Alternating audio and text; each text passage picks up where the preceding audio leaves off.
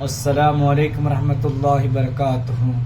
हम और आप सभी लोग जानते हैं कि महाराष्ट्र में विधानसभा का इलेक्शन होने जा रहा है। उसकी तारीख भी तय हो चुका है। वो 20 तारीख को मतदान होने जा रहा है। 20 तारीख को वोट किया जाएगा और 23 तारीख को रिजल्ट है। मैं आप लोगों से गुजारिश करूंगा, मेरे बात सोशल मीडिया के जरिया ही पहुंचता है, मैं पहुंचाऊंगा। मैं बहुत सारे मुसलमान कैंडिडेट खड़ा किया गया है।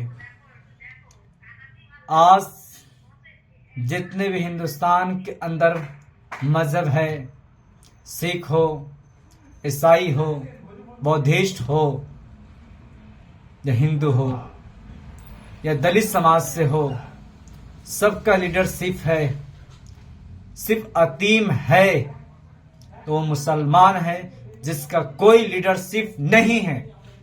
लीडरशिप पैदा कोई खड़ा होता है, नुमाइंदा जब खड़ा होता है अपने आप के लिए, तो उसे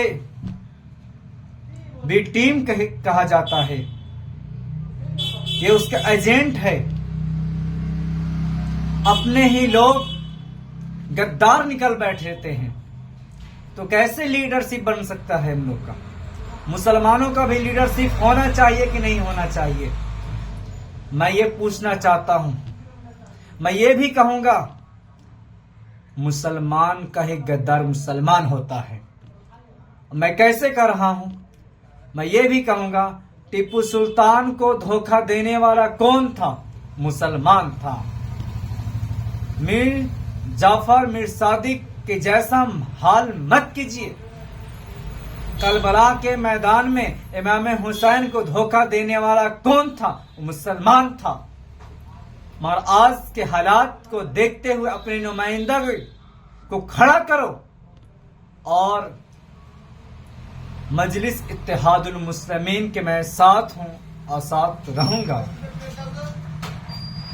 क्योंकि वो साथ मैं मजलिस इत्तेहादुल मुस्लिमीन का हर वक्त साथ रहता हूं। जो 100 उलमाओं के साथ बैठता हो वो बी टीम कैसे हो सकता है सर? कैसे हो सकता है? मैं एक नाहिद हसन के बहन सिस्टर को मैं सल्यूट करता हूं। इमरान प्रतापगढ़ी को मैं सल्यूट करता हूं। अबू हासिम को सल्यूट करता हूं। गफार काजी को मैं सल्यूट करता हूं, जो मजलिस इत्तेहादुल मुस्लिमीन में मेंबर ऑफ पार्लियामेंट के वक्त था। वो सब जितने भी पार्टियां, हर पार्टी में पॉलिसी होता है, वो पॉलिसी को मानना पड़ता है मेरे दोस्त। मगर गफार कादरी जो रिजाइन मारकर समाजवादी पार्टी का दामन थामा है, मैं कैसे कहूं?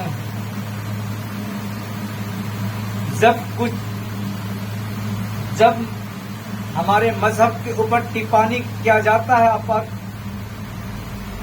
तो कोई आवाज नहीं उठाता है।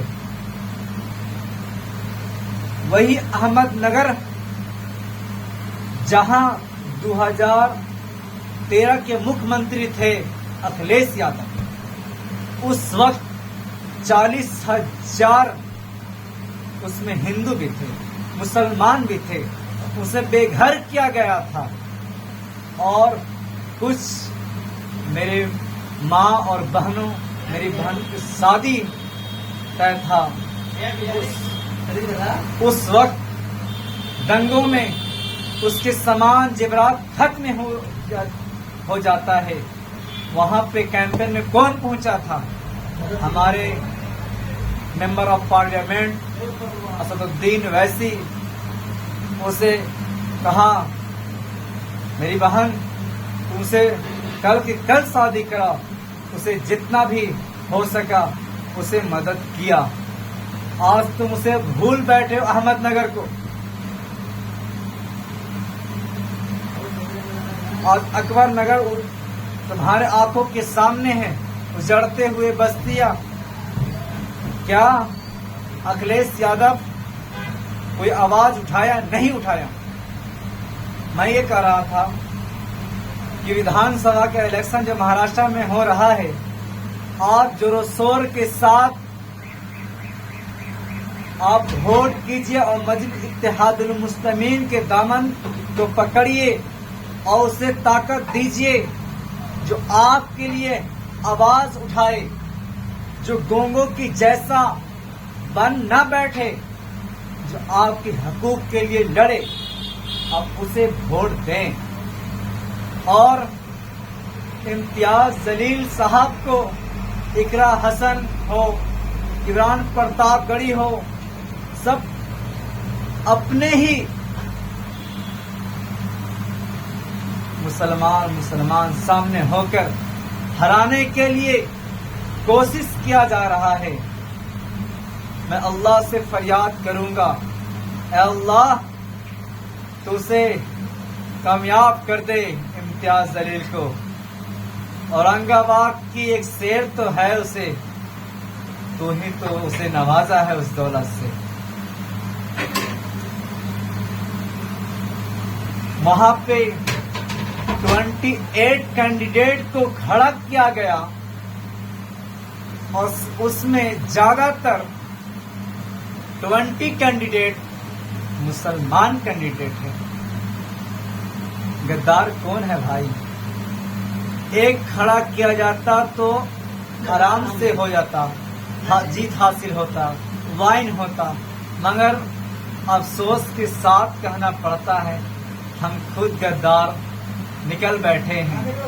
मगर आज अफसोस के साथ ये भी कहना पड़ता है, शिंदे हो, उद्धव ठाकरे हो, सब पैसों की लालच देकर वोट ले लेते हैं।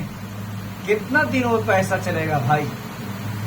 पैसा दे दिया तो अलग बात है, तुम्हें केक खिला रहा तो केक खाओ, मिठाई खिलाता तो मिठाई खाओ, पर वोट देने की पारी आए, जिसे वोट देना चाहते उसे वोट दो। तुम बाई चांस नहीं हो कि जोर जबरदस्ती तुम्हें वोट लिस्ट दिया जाएगा, नहीं। आप वोट जिसे चाहें उसे वोट दीजिए कि हम देश के शहरी हैं, जितना हक उसका है उतना हक मेरा है। मैं इसलिए कहता हूं वोट दीजिए, आप उसे संसद में भिजवाइए, आपके लिए आवाज उठाए।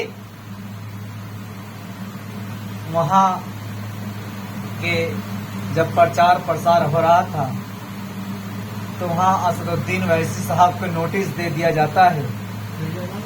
वहां नोटिस एक को नहीं दिया जाता भाई।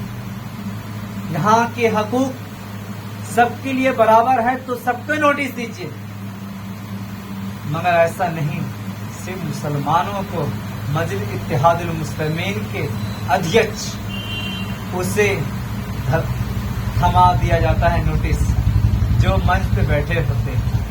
और अफसोस के साथ कहना पड़ता है मेरे दोस्त कि आज हालात ऐसे हैं,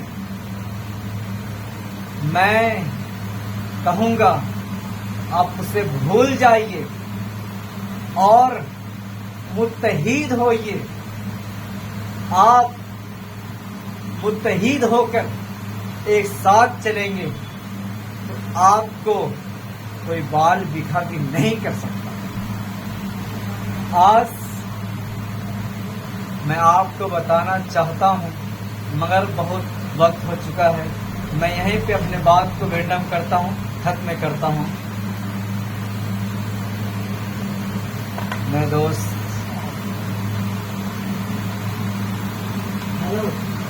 इनकी कदर को देख मोहब्बत तो कर लिया, दिल में तो कुछ ही दर्द तो मोहब्बत तो दे दिया, कुछ है उस